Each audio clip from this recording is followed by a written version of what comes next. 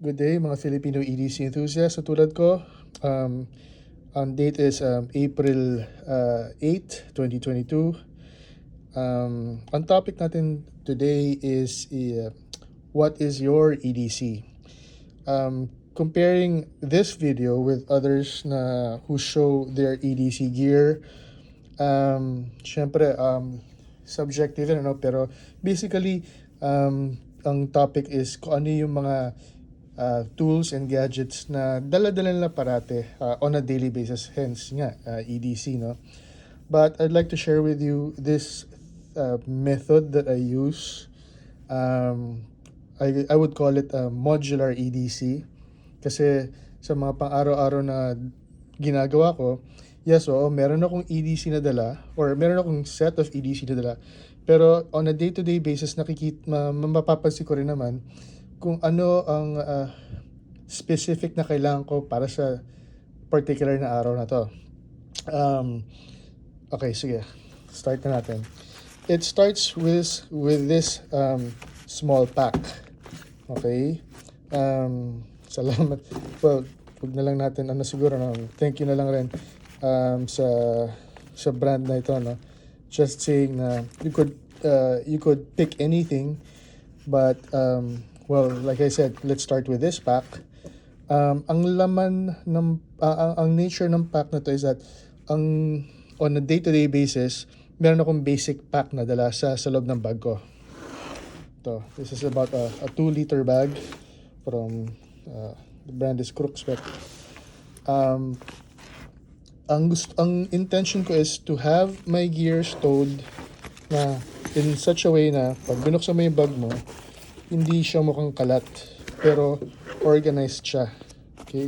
You'll see here, meron pa akong ibang bag, or meron pa akong isang pack. So, yun. Sa akin, no, ang preference ko kasi is uniformity. So, ang isang pack, or ang mga packs ko are generally the same size. Mamaya papakita ko na in a way also medyo color-coded rin sila depending sa laman nila. So, the pack is like, about the size of my hand or fist, about 6 to 8 inches ang lapad, mga ganyan. So, I start off with a basic pack. I call this modular EDC. So, let me go proceed, no? So, ang basic pack ko, ito yung dinadala ko basically halos araw-araw. Kasi ito yung mga tools na ginagamit ko or in-anticipate ko na gusto ko handy anytime na meron akong sitwasyon. And alam ko ready sila. So ito, buksan natin ng isa. Or no, buksan natin yung una or yung pinaka-basic kong EDC. So ang first laman ng modular or yung bag na to is a bag of a couple of face masks. Okay. USB thumb drive. Syempre for those times na, kailangan magsabit ng resume or files. Yan, ito. USB thumb drive. Okay. A sewing kit. Yep. I do that. Measuring tape. EDC naman, depende naman talaga sa'yo, diba? Kung anong ginagawa mo, anong personality mo, no? So, ito yan. Ito naman yung sa akin. Measuring tape, like I said. If you might see this in my other video, I like bring a compass with me around. This one has a temperature gauge with it. This one is sobrang tagal na nito. And lastly, what's inside is a pocket knife, right? My pocket knife of roughly mga 4.5 or no 5 centimeter length na blade. Syempre pocket knife or Swiss knife ko has bottle opener, a can opener, flathead screwdriver, Phillips corkscrew. Sometimes ito miski hindi ko masyado nagamit, ang sarap ng tignan on a pocket knife na parang mukha siyang kompleto. Right, so this comprises yung basic ko na EDC gear. These are the things that I use on a daily talaga. Okay? Part of the EDC, like I said, is the pack or the bag, which, yun nga, nire-refer natin to as modular.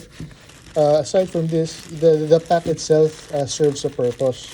Ngayon, nakita niyo yung maskara, no?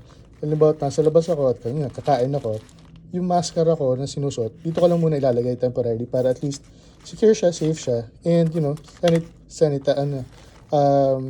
safe, para masuot ulit. Okay. So, this is my basic EDC pack. Alright. Kasama ko nga sa bag na to, no? There's another pack which determines kung ano yung balak kong gawin a little more specifically during the day. So, papakita ko lang rin sa inyo to, no? My second pack is my first level of tools. I have here with me a tactical flashlight, 300 lumens to, with 3 modes of brightness and 3 modes of light. So ito strobe, SOS, saka steady beam. Okay. Tagal na sa akin to, mga 5 years na yata or more. Right? Waterproof, dustproof, very sturdy, very handy. Okay. Laman ng second is bike toolkit. Okay. As a biker also, kaya ako nagkaroon nito kasi nagbibisikleta rin ako. Pero at the same time, hindi lang naman specifically for biking to, no? It's also a multi-tool without a knife. But I find very handy because yun nga, sa mga contingency na pinag-anticipate ko, no? Meron ditong, ang bike tool na to has 6 hex wrenches, a flathead and a Phillips screwdriver, a wrench here dito. Labas ko lang. Medyo masikip pa siya dahil bagong kuha pa lang. Okay. Baliktad. Goes out the other way. Yan. Meron siyang 15mm, 8mm wrenches, 1, 2, 3, 4 types of wrenches. Tapos what's this? These are for nuts which go dito sa adapter na to. Okay, very very versatile kasi yun nga, snap it on, meron ka ng bolt tool, right, or nut tool. Yan. So it goes here. This is for bike. This or marketed as a bike tool. So yun. Balik natin.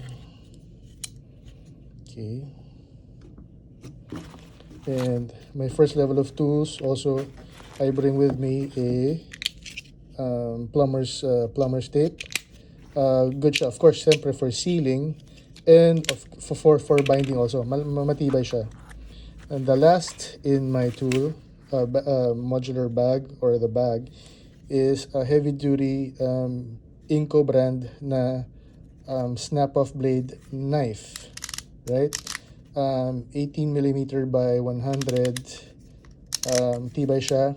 Nakapalibot ang blade mismo ng steel, which compared sa mga ibang cutters or box cutters na plastic lang. At least ito medyo mas sturdy siya, mas industrial dahil ito nga nakabalot yung blade mismo ng bakal. Watch out for this video. I'll make a review of this thanks to Inco. Dumadami mga stores sila and parang ako nasa Toy Kingdom, no? So yun, grippy siya. So watch out for that video. Right, so this comprises my first level of tools, right? When I anticipate nga, baka magamit ko to, or baka gamitin ko yung mga ganito. So ito yung first level ko or second pack ko. It goes into my bag. So kaya tingnan mo, pag binuksan mo siya, yung bag ko, organized siya, hindi siya kalat. Right? So, pakita ko rin siguro yung mga ibang packs ko which I use depending on the contingency na araw, no? So, yung mga pinaplanuhan ko on a day-to-day basis is that, kung ang labas ko is just an ordinary commute, bahay, opisina, or pag bahay tapos pupunta ng mga ibang lugar within the city, or mayroon ako mga day trips outside the city pero balikan lang, tapos meron din ako mga day trips na higit sa isang araw. So ito yun, dito para may mga additional modules ko or bags ko. Okay, like I said, you could use any pack that you have. Which just it just so happens that medyo OC ako, so I like uniformity. So thank you dito sa bags or sa packs, right? Thanks to the wife for having this available for me to use. Ayun. Anyway, so going back, so if ever in-anticipate ko na medyo mas matindi yung mga gagawin ko for the day, I have this second level of tools with me. Right. Laman nito ay Gorilla tape. Kung bibili kayo ng adhesive tape na industrial, ito magandang brand to, itong Gorilla tape. They come in different widths, no? And have all of them, pero dito sa EDC pack ko, I have the small 2 cm wide na Gorilla tape. Okay. Also in here is a ratchet type na screwdriver, which I'll show you the arm in a bit. Okay. Yan. Medyo mahaba yung reach niya, so kaya niya yung mga medyo malayo or hard to reach. Medyo may distance ka, no? Kaya mo abutin. So flathead, positive or Phillips, and then flathead, ready. Ratchet siya, no? Yan kung narinig mo. Hold on. Yan. So, ratchet type siya. Screwdriver. And then, ergonomic yung handle para mas may force ka. Hindi masakit sa kamay. And then, I have this light duty ratchet that I got from Daiso or yung mga Japan Home Depot. Yung again, light duty siya, ratchet siya. Meron rin siyang four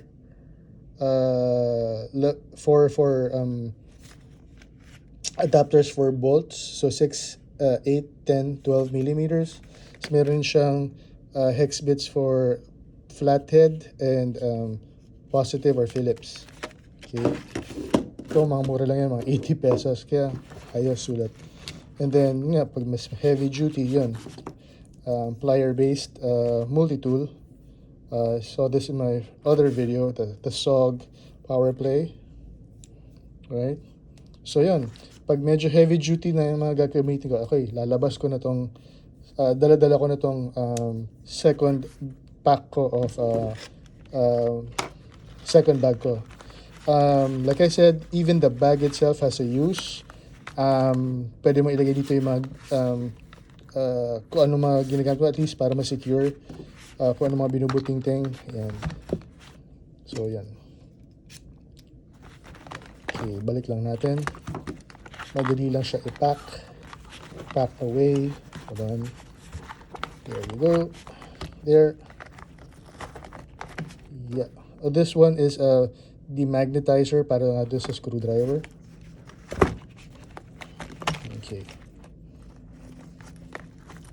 Here it goes. Okay. And then, this pack naman, I bring pag yung mga day trips ko, higit sa isang araw. Kasi, so before that, ito muna pag yung day trips ko, in-anticipate ko, yan mga balikan lang ba. So, ano mga in-anticipate ko? Yan. Meron akong disinfectant, excuse me, hand wash, a lighter, okay, rope, and di mo, usually medyo handy itong rope, no? Some pins, right? Okay, I have a couple more here. syempre nail cutter. And then this one, it's really novel. It's a metal straw na it has its own cleaner. Yan, tulad nito, yan. See? Extend mo na siya para yan. Magamit mo na siya as a straw. So, meron siyang sariling cleaner niya. Yan, brush. Okay, so yan. Nagta-telescope siya and nailalagay safely inside this cylindrical case. Okay. Yan yung mga 4-day trips ko na balikan. Okay, which makes me go to this one. Pag medyo in-anticipate ko na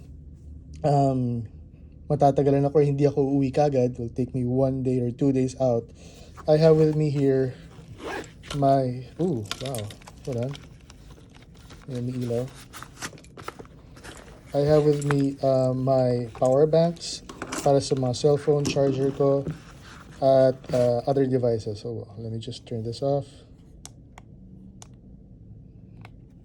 Okay, hold on. How do you turn off? Yun, okay. So going back, sorry about that. Power banks. I have 3 power banks here, which will accept my iPhones, C-type gadgets, alright? Tsaka yung mga original na Android or this type of power pin, okay? So yan, tatanggapin niya itong charger na itong power bank na to will charge any mobile device because ready siya with these kinds of pins, charging pins. So I carry 3 of them. So ayan, 1, 2, 3. Alright. And for my flashlight, ang charger niya for the battery. Okay, and you'll see here also I have an extra set of flashlights again and a whistle. And ito, napaka-novel, no? It's a lanyard, or actually it's a USB cord which doubles as a lanyard. Kaya ayos. Ayan, no? Galing. So, para sa iPhone.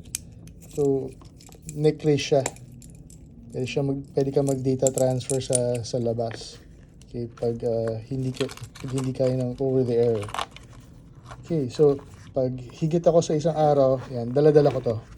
At least yung mga gadgets ko hindi madadead. Okay, this one is my first aid kit.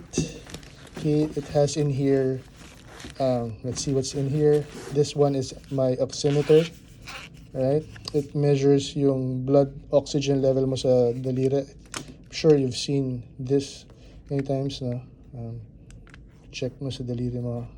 Checks your SpO, right? Or yung oxygen, laman ng oxygen sa dugo mo. And apparently, wala akong oxygen. Ayan, natin. Para lang ma-testing natin.